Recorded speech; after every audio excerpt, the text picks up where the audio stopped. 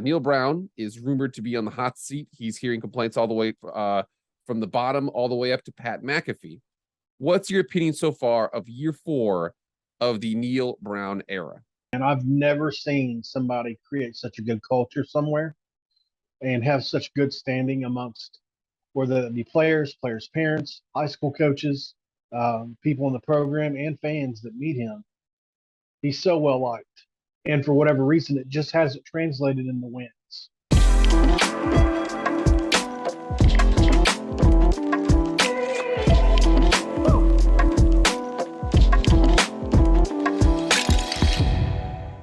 What is up, everybody? It is Jake with Master of Football, back at it again. Happy Friday. Thank you so much for being here. If you want to be up to date on all things EA college football and watch plenty of college football content, click subscribe to this channel right now. I also do plenty of pro and Madden content as well. Anything related to football, hit subscribe. You won't be disappointed. Like I said, it's free to you. It won't cost you anything. All it's going to cost you is being up to date on everything EA college football, and lots of football. Anything like that, you will appreciate it. Without further ado, let's get into the video. All right, guys, so in my journeys here as a YouTuber, I've been able to meet a lot of really cool people, and because of my affiliations with Boise State and the rumors about them potentially joining the Big 12, those have since cooled off since to now, but I've been really involved with a lot of Big 12 teams, and I've really been involved with, I'm telling you right now, there's something about Mountaineer Nation, dude. They are absolutely bananas about their team. There's a lot of really good, people out there in the West Virginia space. Kuz's Corner, I've already done a video with him. I also know my boy Golden Blue Dude doing his thing out there as well. There's one more that actually reached out to me recently and actually was able to connect. My boy Mountaineer Paul. He's an interesting guy.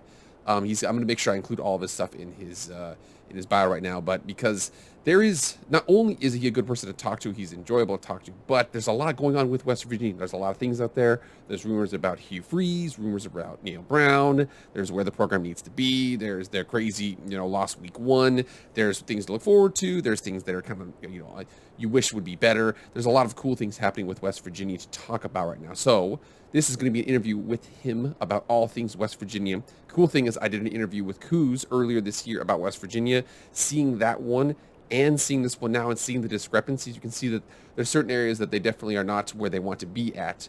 But man, it's just really cool to talk to people like that. So enjoy this conversation right now. It is a really cool one, going a couple different areas.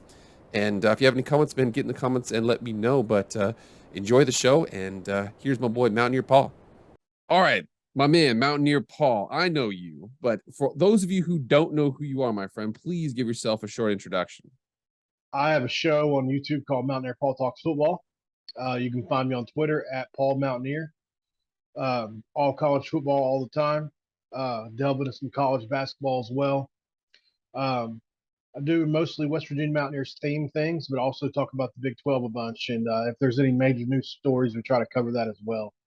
Trying to get more specific in what I talk about instead of being all over the place. Found that's been the better way to go. So. Yeah, for sure. And I'll let you know, I really started to get connected with and were in touch with the Big 12 as Texas and Oklahoma left. And there was a lot of conversation about who they're going to add.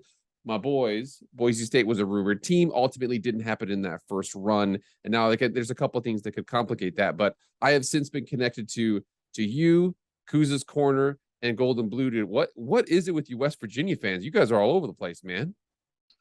Yeah, we're a passionate group, man. There's no pro team in West Virginia. There's, it's a small state by almost any state standards.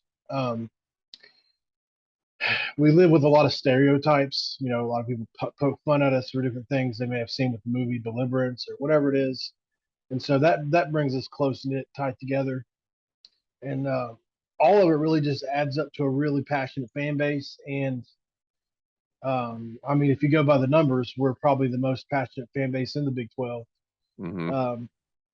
Even though there are some universities that are bigger than us, those universities aren't quite as rabid as we are. Yeah, man, you guys are a passionate bunch. And the cool thing, like you said, a smaller state, not small, but smaller state. No pro team, really passionate about the university. A lot of that's similar to Idaho. You said a lot of people have stereotypes about you. First of all, people don't even know what we are. They call us Iowa a lot. So we got to get over that whole situation. But man, speaking of, all right, to let the viewers know here, I got 5 burning questions I'm going to ask him. My boy Paul has gotten those answers or the questions beforehand. We're going to go over a couple of things here. Yeah. So first off, very first question, the big one. What are your thoughts on West Virginia's 3-4 start to the season? Well, I'll tell you, Jake, the media pundits, I mean, they predicted this. A lot of us closer to the program that have access to some inside information. Obviously, a couple of us aren't credentialed, but we have really, really close ties to the university. We know people there. We thought this was going to be a much better football team. And from everything that was told to us over the summer, of course, we lost a bunch of kids to the portal, and probably more than most. If you think about our back end, we lost 4 starters. Dang. Just as a whole, the back unit gone. And then we, and one of those was a freshman All-American. Then you go to the defensive line, another freshman All-American in Akeem Mesidor, who had 3.5 sacks, 5 tackles for loss from playing for Miami last week. It's a big loss. Mm-hmm. And it's been really disappointing, man. I really expected more from us. Speaking of that, in the season so far, like I was doing a lot of stuff about this. My dark horse was West Virginia in the Big 12. Really strong offensive line. I believe I want to say Dante Stills defensive lineman. A couple, the lines were good. Graham Hale comes over. Neil Brown steps away from the offense. Kind of like an underrated team. That first game against Pitt, come out we got a tight end / running back. What the heck is that? CJ Donaldson has a big game and lead the fourth quarter. Like from there, you think about that game. You think about the overtime loss to Kansas. We are looking at that though as a lot different light because we thought that was 2-10 Kansas, not decent competitive Big 12 team. But yeah, man, yeah. I definitely see the frustration with it. Yeah. CJ's been a great story. I was able to interview his high school football coach. You and I, we talked on the phone the other night. You referenced that. It's been a heck of a story to really follow. You talk about a kid that, from all accounts, is a really bright kid. They got him involved in just about every way you can imagine in high school. If you watch that kid's film, it's really, really impressive. And it's hard to believe that Tulane was the only school that was really recruiting him. Considering the production, he had almost 2,000 yards, receiving, running, really productive and at a high level in Florida. So we get him into the University of West Virginia. They're running him through some drills, special teams. They see the ball in his hands and they say, man, this guy, what if we put him behind the offensive line in the quarterback? Can he do that? And his ball skills, he had probably, I want to say that was July. So he didn't have very long, maybe a month and a half to get acclimated to the running back playbook. And he picked up the entirety of it in that span. And his first run was a 56-yard rip against Pitt. By all accounts, who has, if you look at the preseason magazines, the top 3 defensive line in the country. Some of that hasn't come to fruition. We're not sure why. But our offensive line, you mentioned that's been really good. Zach Frazier, one of the best in the country at center.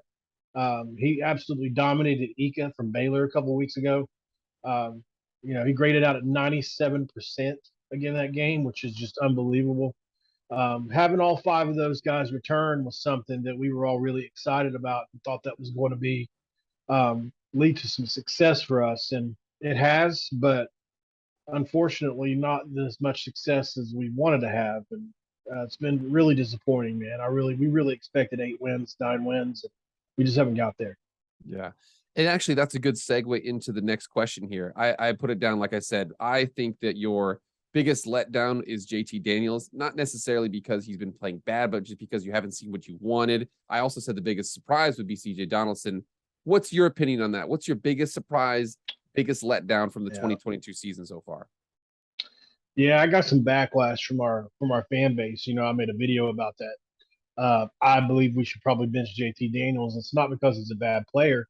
It's because I believe personally that our skill position players and the players we have around JT aren't really conducive to the kind of explosive offense that I think we can have still with the players we have in the offensive line we have and the running back room that we have. Our receivers are bottom 50 in the country at getting separation. Mm-hmm. That's data. You can't argue with data. So they're not getting separation. The windows are tighter and tighter. The offensive line holds up, but the thing is, if JT gets knocked off his spot, it's over with. He's 0 for 8 rolling out of the pocket, trying to throw to the right. He has no rolls to the left that I can find.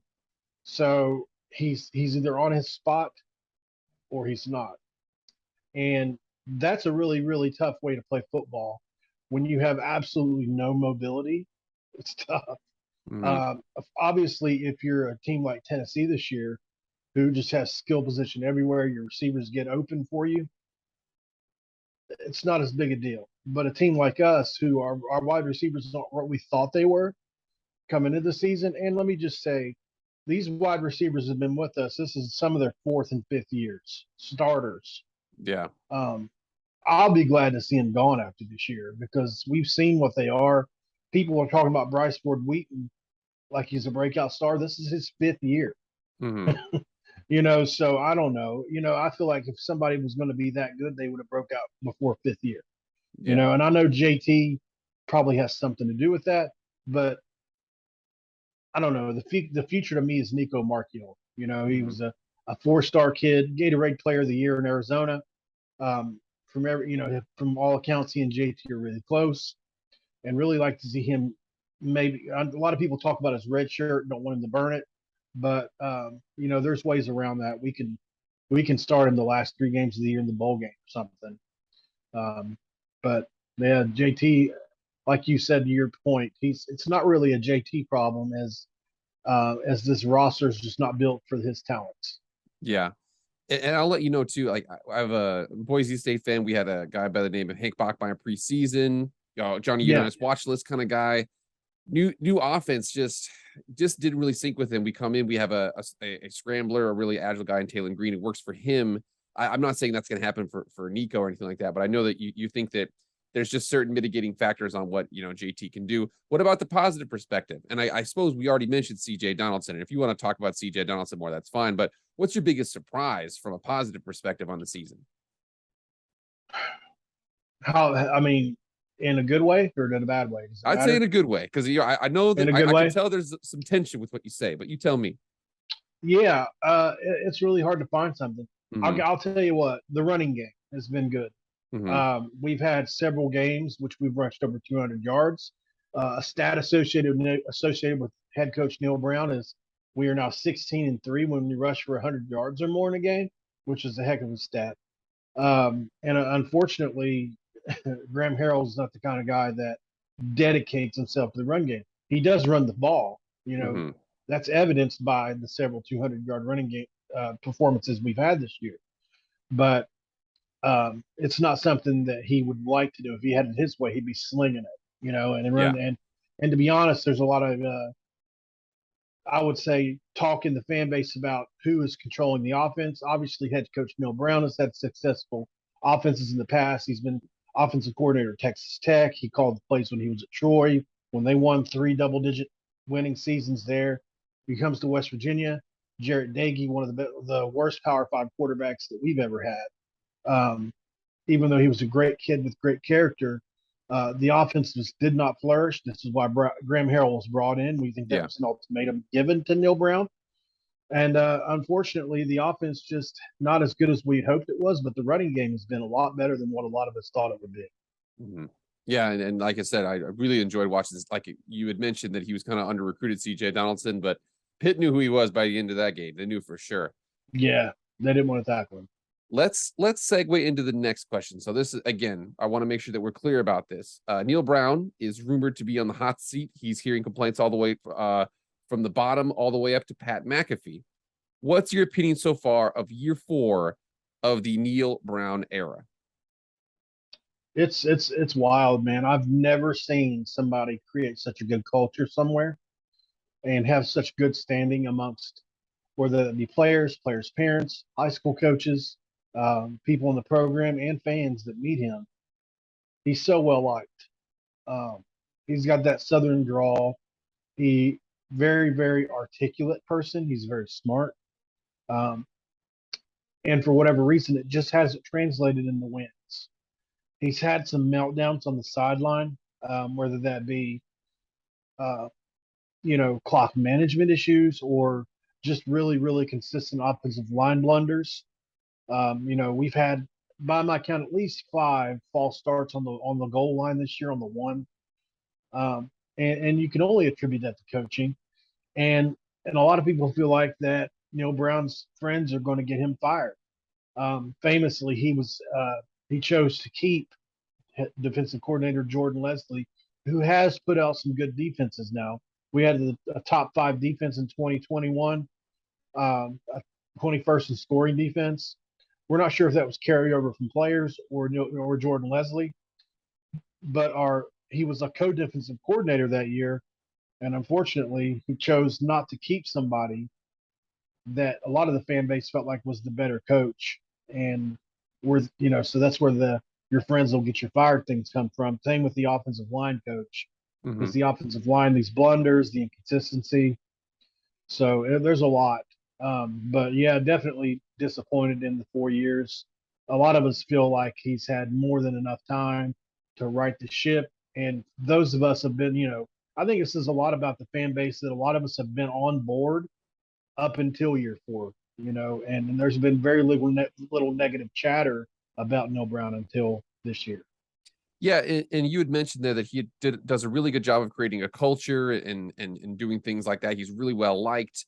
But like you said, year 4, you're starting to see some, I don't want to say cracks in that persona, but like you said, blow-ups on the sideline. Whatever this whole tiff was with Pat McAfee and the fan base, I'm not putting that on Neil Brown, but I'm saying that you're starting to see that the understanding and the patience is wearing a little thin, man. You would think that year 4 they'd be a little bit farther along than this. Yeah, you would. And we're a program. Well, I would say Boise State's a program that expects to win. If you guys don't win 9 or 10 games every year, the fan base is going to be, you guys are going to hear about that, right? Your coaches are going to hear about that. We're of the same mindset. We were one of the, from 1988 till 2010, probably one of the most successful programs around. The only thing we didn't get was a national championship. 2 undefeated seasons, played in the national championship. West Virginia's 15th all time in wins. We won 3 BCS bowl games during that era. Pat White went 4-0 in bowl games. So historically, we feel like we're a program that should compete and at least be in the conversation for a Big 12 championship every other year. And Dana Holgorsen gave us that on occasion. It wasn't as much as we'd hoped, but he gave it to us. And unfortunately, the move to the Big 12 has been tough on a lot of us. We can't travel to away games. I would challenge anybody to find a way to go to five away games or 6 away games a year that are all 1,800 to 2,000 miles away. It's really hard. So our road games, there's not very much support for the team. But we're really grateful to be in the Big 12. Don't get it twisted. We are. But it's been a tough transition for a team that's played on the East Coast their entire existence. Yeah, and I know that especially that's got to be tough. When I had talked to Justin Coos, and he had kind of mentioned the fact that he's like, when we travel, like it's 1,000 miles every road trip, every single one. I do think that, and you would probably say this too, that the additions of Central Florida to a degree, but Cincinnati is going to really alleviate a lot. It's going to be really cool to kind of see not too far. There's also been some rumors out there that, maybe Memphis, maybe South Florida, there might be some other teams close in that region. Whatever happens with the ACC, we're not going to get into that. But yeah, I think that the cool thing about that is it'll be really cool to see. I know you guys used to play Cincinnati in the Big East. Do you think that could be potentially like a forming like little regional rivalry? What do you think about that? Absolutely. We've had some really good games against Cincinnati in the past. When we were in the Big East with them, they were a thorn in our side some years. We definitely have a winning record against them. Off the top of my head, I want to say it's 7-3, somewhere in that along those lines. But when we had some really good teams, they stuck it to us. Brian Kelly coached there at the time. I can remember Tony Pike was their quarterback one year. They decided to go for two in a tie game with no time left and got it. That was a heartbreaker. That lost us a Big East championship nod. So there is some bad blood from the past there. Obviously, regionally it works. There's also some recruiting battles going on. Actually, they were able to flip two four-star corners that we had gotten in the offseason to Cincinnati. Luke Fickle doing a really good job there. So, there was some, I would say, some words amongst fan bases there. Yeah. So it's been interesting to monitor. Yeah, but and then obviously there's the Bob Huggins aspect of this. He coached Cincinnati for a long time, and so if you get into basketball season, you talk about that aspect of it. And I mean, he's obviously the greatest coach they've ever had. So yeah, there's all kinds of storylines you can make out of it. Yeah, for sure. All right, this next question, we have to kind of temper it here because this is purely hypothetical. We are not saying we know anything like that, and we are talking about somebody out there and their livelihood. But I want to make sure I can ask this question. Along those rumors, again, we're along with Neal Brown, Hugh Freeze's name has popped up more and more after doing a great job at Liberty. If hypothetically, and again, we make sure we preface this to everybody watching out there, hypothetically, Neal Brown doesn't make it to next year, what are your thoughts on West Virginia's football coaching search? It has to be a proven Power 5 winner. I think we've had our fill of Dana Holgorsen was offensive coordinator. His first Power 5 head coaching job was us. Neal Brown was a group of 5 coach who had never had Power 5 head coaching experience. And his first head coaching job at the Power 5 level was us. So we're of the mindset of the fan base that it needs to be somebody that's had Power 5 experience and success. Mm-hmm. A guy like a David Shaw, who I'm a really big fan of at Stanford, who has had 5, 10, 11, or 12 win seasons, and an additional 2, 8 or more win seasons. Big fan of that guy. I think if he had a breath of fresh air somewhere else, he would do really well somewhere. But you mentioned Hugh Freeze, who has been he's been spectacular. He's 32 and 12 at Liberty with 3 bowl victories. He's 3-0 in bowl games. So you think about that, that's pretty successful. And the teams he's beaten are really good teams. Not necessarily in the bowl games, but you see what they did to BYU last week, just absolutely shellacked them. And that was and like a backup quarterback too. Oh yeah, if you look at that, who would you say had more talent? If you looked at the recruiting rankings, who would have a better recruiting ranking? It'd have to be BYU. Right? Yeah, of course. I mean, BYU is going to have next year. I think it's Kingsley. I forgot exactly how to pronounce his last name, but he's going to be a top 5 pick on the offensive line. They've got a lot of talent, but yeah, they do. Yeah, Sataki's he's an interesting coach as well. He breaks their hearts all the time there in Boise, BYU. Interesting, man. I don't know, but Hugh Freeze, there's a lot of chatter about it, and I will say that people I really trust talk about that being something that's more than just chatter. I told you that I have somebody really close to me that works at the university that is telling me that there's something to it. But there's been talks. Doesn't mean Neal Brown's going to get fired. It doesn't mean that he can't save his job. If he goes out and wins out for the rest of the year, we finish 8-5. This is probably a conversation that matters very little. And Hugh Freeze goes on to somewhere else. But I do think it's a great match. As long as I was talking to Coos, actually, now that you mentioned him last night about this, my one issue with Freeze is, okay, at Liberty, where you're called recruiting down. So a lot of the better players are coming down to Liberty because they've either messed up, need a second chance, whatever it is. And so he gets a lot of high caliber players in that way. And then at the high school level, he doesn't have to. You really can plug and play at that level with what I call lesser talent, as long as they fill the role that you need them to fill, like Belichick talks about. Once you get to the Power 5 level, they also have to be talented. Mm-hmm. almost always. Very rarely can you slot somebody in somewhere that uh, is fundamentally good, but they don't have the physical skills to go with it. They'll get beat man on man, even with those fundamentals. And so when you're going into people's homes with the past that Hugh Freeze has, I just wonder if the higher level of recruiting, when it's razor thin and it's between us and Cincinnati and Luke Fickell and his shining record, who are these recruits going to pick?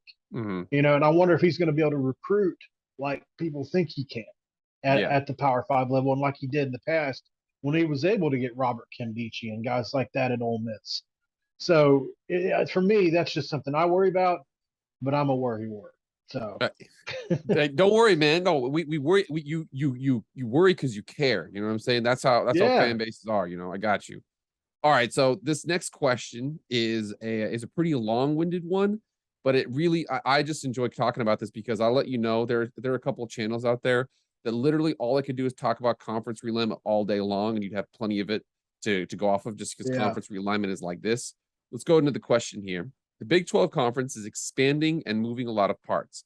There are rumors that the four corner schools, Colorado, Arizona, Arizona State, and Utah, could be in play should the Pac-12 lose more big teams to the Big 10. There were also rumors that the next four G5 schools to be added to the Big 12 would be Boise State, Memphis, SMU, and USF. How do you feel about West Virginia's current status as a Big 12 team? And how do you feel about the Big 12 going forward? I'll tell you, as it stands today, I don't see West Virginia leaving the Big 12. It makes no sense for us to go to the ACC outside of the regional rivalries we have there, and Mm-hmm. that's a really good reason. Don't let me get it twisted on that. But financially, I think it's probably going to be better in the long run for us to be in the Big 12 competitively. I think the Big 12 is also going to be a good spot for us.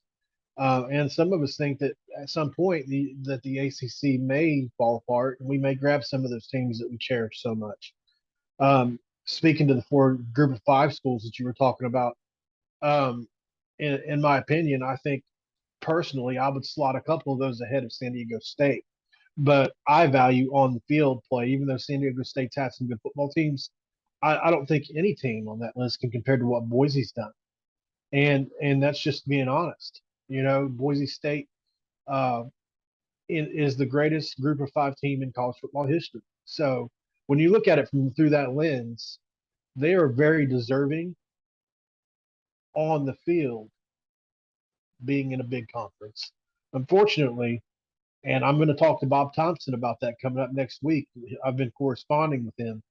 We're going to have an interview about this, not necessarily Boise State, but conference realignment. Um, just about what is it that matters to these guys because they get asked all the time, but I want to hear it for myself. I want to know, is it really how big a certain demographic is? Is that what it is? Because if that's the case, West Virginia probably shouldn't be in too many big conferences. The Big 12 maybe that is big as we can get into. Mm-hmm. With 1.8 million fans in a state, it's not very big. We do pull a lot of eyes from Pittsburgh, um, in that area in Pennsylvania. And we have, obviously a lot of alumni bases throughout the country. And we have a lot more fans than 1.8 million. And our TV numbers would speak to that. We've had a $5 million viewership game this year. We've had a 3 million and several 1.5 million. It's been a really successful season for ratings for us. But so I wanted to ask him about that. Uh, my question to you is, what's Boise State's viewership been like so far this season? So I'll let you know that I'll take you through the beginning of the season because for anybody who doesn't know, we started off the very first game of the season, tons of hype. It's the 10:30 window Eastern Standard Time when we played Oregon State. Everything was going great. Bunch of seniors back, come out and lay a dud. Quarterback turns the ball over 3 times in the first couple of drives. Absolutely just gets shellacked by a good Oregon State team. Come out the next week, have an okay win. Come out the next weekend, the game that really ended it for us was we played at UTEP, a team that we had beaten 50-17, something like that last year, lost at UTEP. fired our head coach, quarterback left in the transfer portal. Things really fell down from there. But you can see that the next week they played San Diego State, a rival, had a really, really good game. So the viewership, and here's the thing about Boise State. If you look at anything there, viewership for Boise State across the country from 1 to 131 is typically around the 50s. They're typically the bottom of the Power 5, but they're the top of the G5. And like you said, that's where they're at with the program. Big issues they have, obviously, is the fact that, you know, it's not a super big state.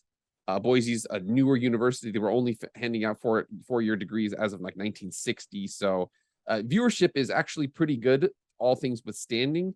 I think a big aspect of that is because of that late window. A big reason why Brett Yormark of the Pac-12, actually of the Big 12, wants to get into that fourth window is because at that time it's, you know, Cal and Washington State or Boise State versus Fresno State. That's usually the game that's going to be on there.